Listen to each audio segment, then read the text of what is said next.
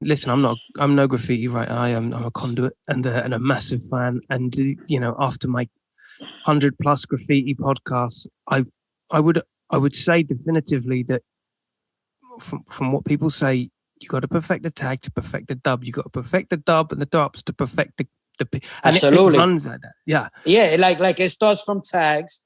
Then you get some throps, which are bubble letters, right? Then from bubble letters, it goes to straight letters.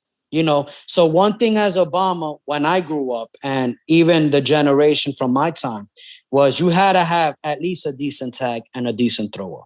Then from there, you take it to straight letters. Then from there, you go to simple styles, which is simple letters, and that's what my mentor Cope at the time, developed into me, because he would give me little sketches, little handouts, and I would practice them. And then from there, what I did was, once I got into the simple pieces and then the semi-wild style, I was looking at guys like Scene, guys like Duster, you know, yeah, Yeah. guys like Flight TDS, guys, I was looking at multiple stuff, because we didn't have a lot, but we had magazines, a lot of magazines from Europe. We had what was that called? The Source magazine, a hip hop magazine. So we had a few tools. So like anyone else, I developed my style from copying other writers, and so I made it into mine. So I took a little bit of every writer and played with it until I was able to, perform it to where it was to my liking and it's into my taste. And that's how I learned.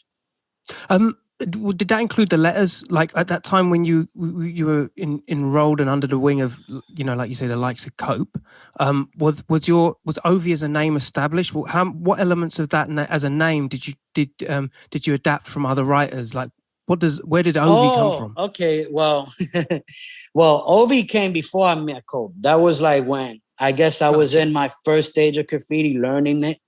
Yeah. I had this one tag named Croc 2. And then people will call me Croc of shit. So I got tired. I got tired of that.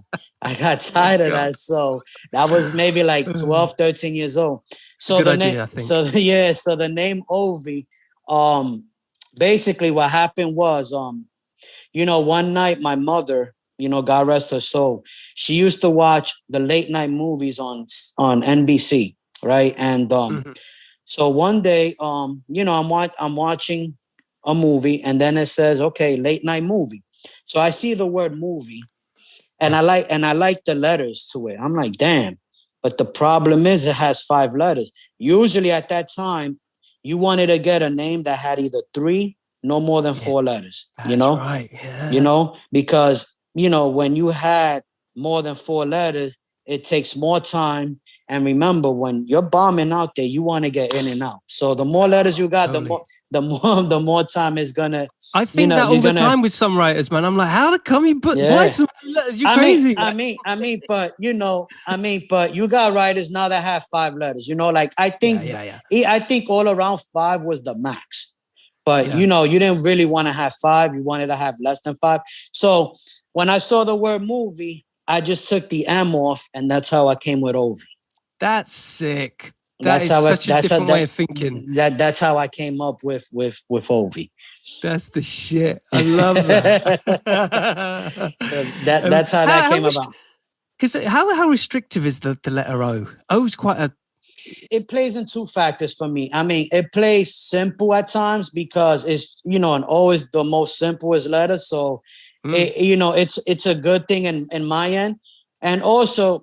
And you can play around with it and mix it up. I mean, it's always going to be an O. People always going to say O, but you could mix it up and not be frustrated when you're mixing it up. Like with other letters, it gets a little frustrating, but with an O, you would never be frustrated, even when you're mixing it up. Right. Yeah. Correct. I love your E's. There was always something about your E's, like aggressive looking fuckers. I know, like this one right here, right? Like this one right here. Yeah, like E's, man. E's are my favorite letters. To me, E, and the letter E is like a standpoint. I mean, I can't explain it, but E's have always been my favorite letter. I'm very blessed to have the E at the end of my name, because the E, things might not be going well over here, But when you get to that E, it just like, how you say that? It's like the nail in the coffin, man. It just That's cleans it right. up. It just cleans it up. It scans right. I know what It you're scans saying. right, right. It scans right. Like the E, will make or break your piece. That's how I always felt. I'm telling you now, what I love about Ovi as a name is no one else. It's very personal. Like no one else is going to copy that.